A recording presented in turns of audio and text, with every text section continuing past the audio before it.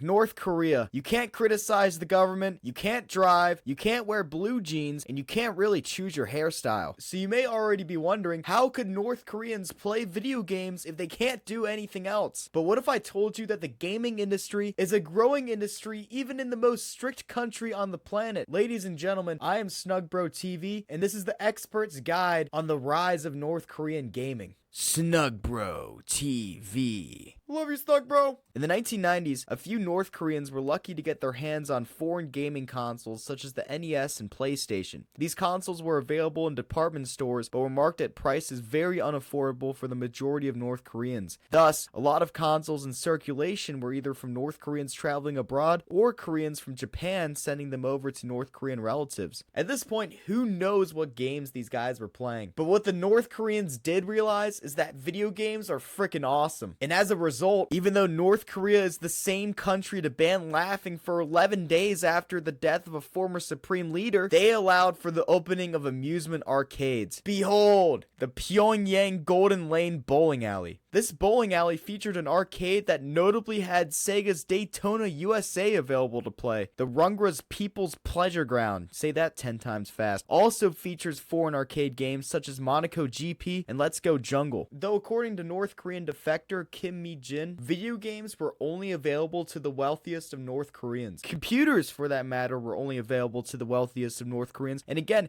who knows what games these people were playing? Apparently, according to a Korean website that I found, a lot of the games were historical based, such as the retelling of the Japanese invasion of Korea in the 16th century, and apparently there was even a video game adaptation of Hongil-dong, a Korean version of Robin Hood who used to be a chud, but then turned into an outlaw who fights demons all in the name of distributing wealth to the poor. Ironically, North Korea celebrates this story. North Korea, as we all know, barely distributes wealth to the poor, with the exception that we are about to explore.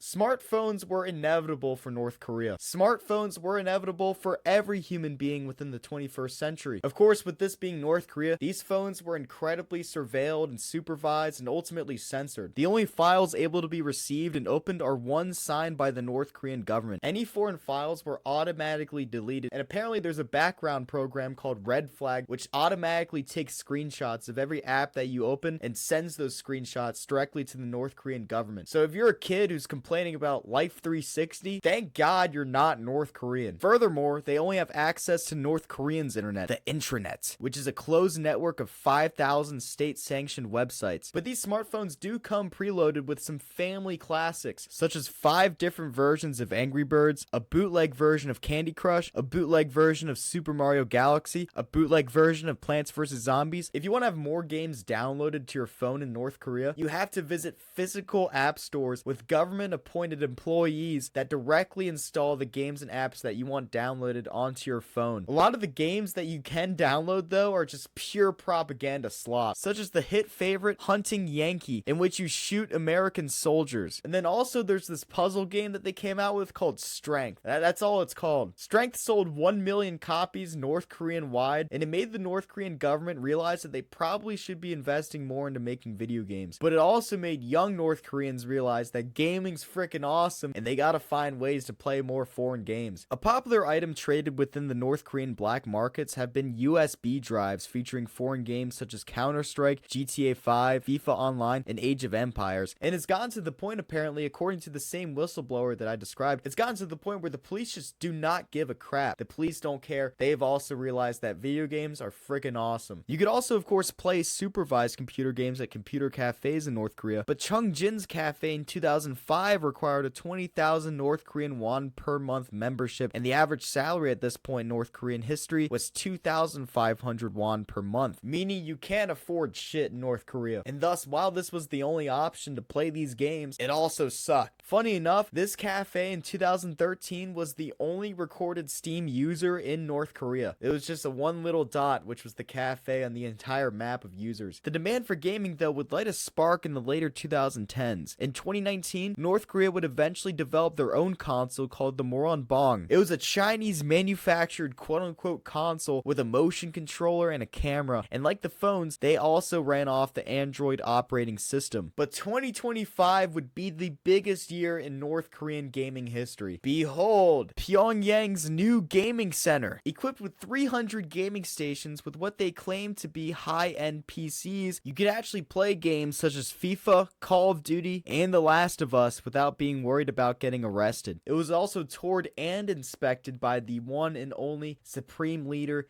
Kim Jong-un. Kim is known to be a gamer, at least somewhat of a gamer. He reportedly played a lot of a basketball game during his time studying in Switzerland, and I have a snug theory that he plays Civ 5 in his free time, though I have no freaking clue. I have no idea what this guy does in his free time. But the overarching lesson with this is that the North Korean government finds out how awesome gaming is, but then as if they were turning on and off a water faucet, just slowly lets it drip out to the public. You're only allowed to use the center if you're a high-class citizen, or mainly if you're just a student or like a high school student or university student. The point is, it's still locked behind at least something. Despite everyone in North Korea realizing just how freaking awesome gaming is, there's still a lot of steps that need to be taken. Considering how popular gaming is in South Korea, I think the pure awesomeness power level of gaming is just going to be too overwhelming for the North Korean government to handle, or they'll use it to their advantage and get everyone addicted to League of Legends, and then they'll have their population under control 100%, zero defectors, zero people talking shit about North Korea, except for Snugbro TV. Snugbro TV is anti-North Korea. Snugbro TV is anti-government authority. And